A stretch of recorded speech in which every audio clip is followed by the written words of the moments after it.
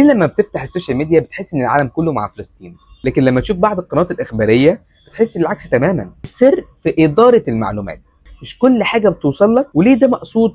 تعال نفك الشفره دي مع بعض. الاعلام مش وسيله، الاعلام بقى السلاح. زمان كانت الحروب تتقاس بالقوه العسكريه، والنهارده الاعلام بقى اقوى من اي سلاح تقليدي. البعدة مش بيحاربوا بالقنابل بس، لكن بيحارب بالفريمنج افكت، تقطير المعلومات. يعني يوريك جانب من الحقيقه ويخفي الباقي. لما المقاومه بترد على الغارات، الاعلام الغربي يقول لك حماس تهاجم من غير ما يذكر القصف اللي حصل قبلها. في المقابل لما تنزل السوشيال ميديا العربيه تلاقي التوثيق الحقيقي بالفيديوهات المباشره. والدرس هنا ايه؟ الاعلام مش محايد، الاعلام عنده اجنده.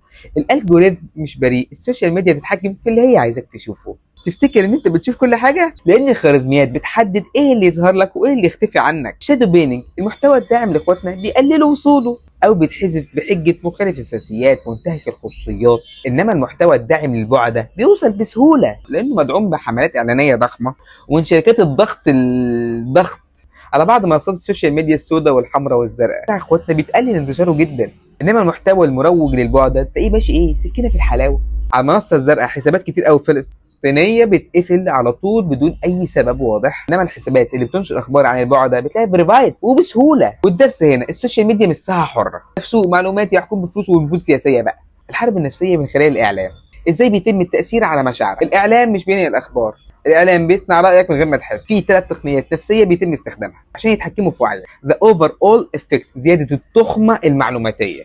كل يوم كميه اخبار ضخمه، بعضها حقيقي وبعضها مش دقيق. الهدف تخليك تحس ان الموضوع معقد جدا، فتبدا هنا تفقد الاهتمام او تبقى سلبي. ده نورماليزيشن افكت، التطبيع مع العمق. تكرار مشاهد الدمار والمجازر بيخلي الناس تتعود عليه، بدل ما كان بقى بيصدمهم بقى شيء عادي. النتيجه التعاطف يقل ورد الفعل يبقى اضعف. ذا فولس بالانس افكت، يعني المساواه الزائفه. مثلا الاعلام الغربي يقول لك في طرفين متصارعين، والحقيقه في محتل في مظلوم، مش طرفين متساويين خالص. والدرس هنا المحتوى اللي بتشوفه يوميا بيأثر على تفكيرك من غير ما تحس. الحل ازاي تتعامل مع السوشيال ميديا والاعلام بذكاء.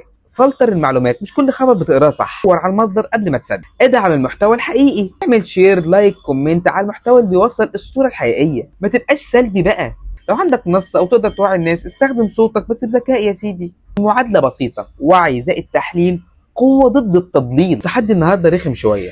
هل حسيت قبل كده ان في حاجه بتختفي عنك في الاعلام، في الاخبار، في السوشيال ميديا؟ ولو شفت او عايز تعرف شاركنا في الكومنتات لعلنا نستفيد وننصر اهلنا واخواتنا في غزه وفلسطين.